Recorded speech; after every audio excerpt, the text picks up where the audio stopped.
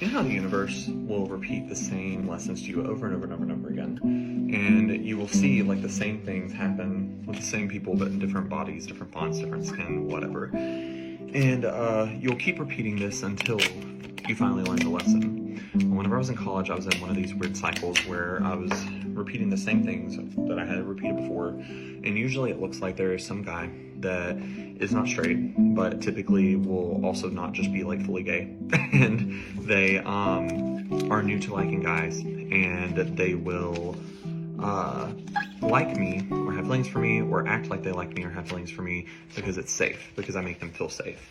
But they will not give me the respect or the attention or the commitment that I deserve or that I require from people that I also have feelings for.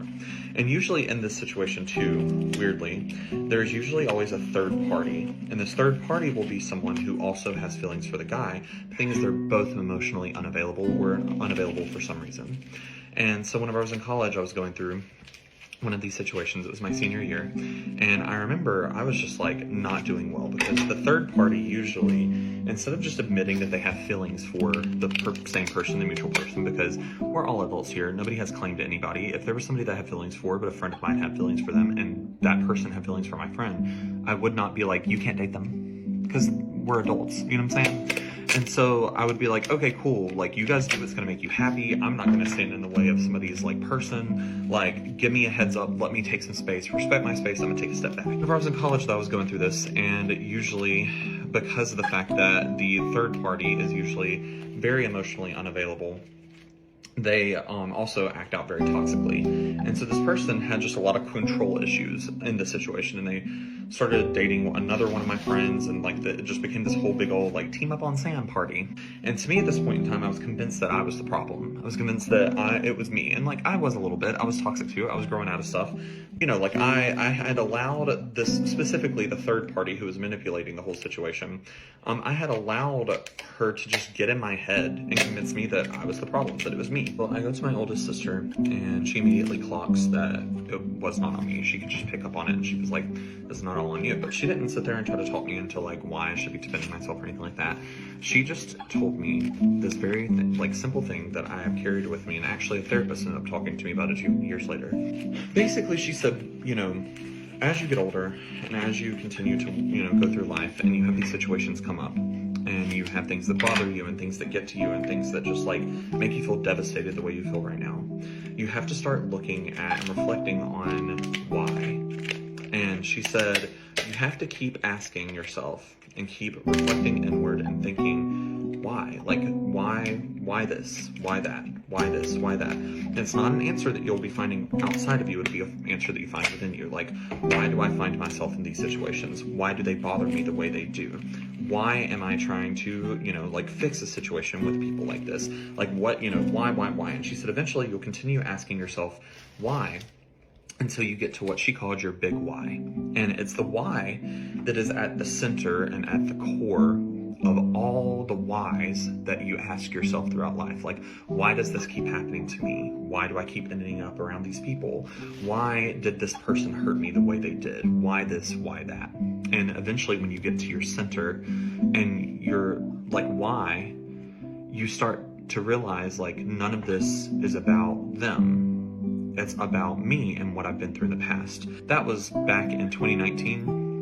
And so since then, I kept thinking that I was hitting my big why. And I kept thinking that I was hitting like multiple big whys, like finding big whys that were for different reasons or different things that all brought it back to everything. And like earlier this year, I learned what an adult child of an alcoholic or dysfunctional family was. And I was like, that's my big why, you know? But here recently, toward the end of last year, beginning this year, I found myself in the same exact situation. There was someone that I had feelings for that they did or didn't have feelings for me, never got a clear thing, but they treated me like they did. And there was this whole thing, and there was this third party that was a person that I was really close friends with and had been close friends with for a while. But I also have a tendency to like ignore red flags and how people treat others if they don't treat me that way blatantly to my face, or if whenever I talk to them about it and call them out on it, they're receptive to it. I've started to learn that just being receptive to being called out or talked to about the things that are happening isn't enough. There has to be actual change to your actions, and this person did not. And so they got involved. It was not just them by themselves, but they added a lot of stress to the situation. And it really just like broke my heart. I was devastated again for a while. And I just recently really started to feel okay again. I've been reflecting on why. Like, why did I find myself in this situation again, where there's like me versus someone else who's emotionally unavailable, and then there's a third party who has feelings for, or something like that, for the same person I have feelings for.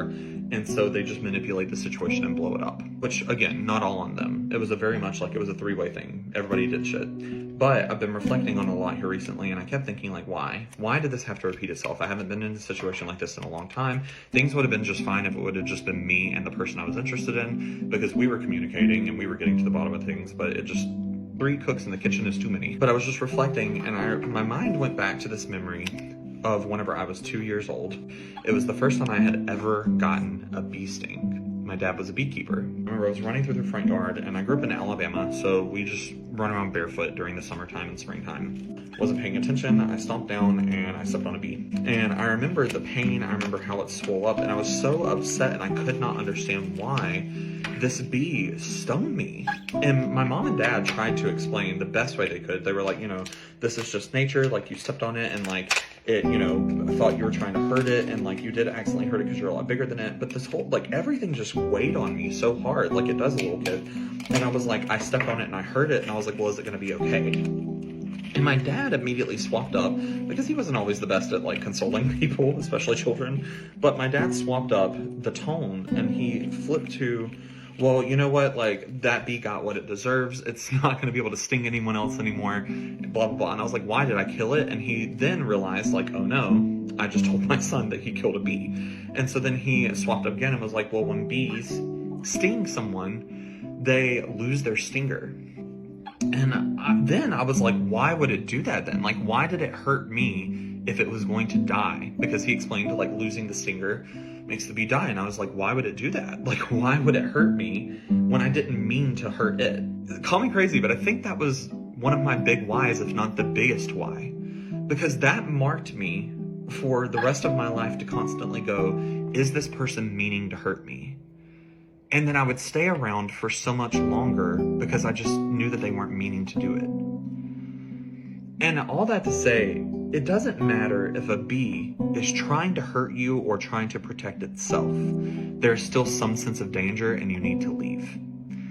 And this has just really sat with me. I know it's a strange thought to just sit with me, but it's one that has sat with me for probably the past week or so. And I think that it's the big lesson that I really needed to learn in order to take advantage of all the good opportunities that have been coming to me, because the past 7 months have just been really difficult. Like, I've talked about that a lot, and this situation that I went through is a big reason why. And I know that, like, the complexities of human relationships and everything are much more complex than just a bee stinging you and, like, bee nature. And I know that, there's a lot that can happen. Like, you can talk things out, you can explain to somebody what they're doing wrong, and so on and so forth, but eventually, it doesn't matter how many times you explain it, doesn't matter how many times you talk to somebody, how many times you connect with them, how many times you allow them to see the understanding. If they're just going to keep stinging people, even if it's at a detriment to themselves, eventually you just have to choose to leave. You have to choose to let go. You have to choose to move on. Because it doesn't matter if they meant to or not, they still did it, and they continued to do it. So I'd just like to leave you with, if you're in something where somebody is not trying to hurt you and they're not trying to be mean, but you've tried talking to them about it and it's still going on, it may not even be worth trying to fix right now. You may just need to let them do what it is they're doing, or remove yourself from the situation. Don't stay and continue to be stung by someone just because you see the good underneath, just because you see the good that they bring to the world. Because they may bring a lot of good to the world, but you're part of the world. And if they're bringing bad to you, that's enough for you to go.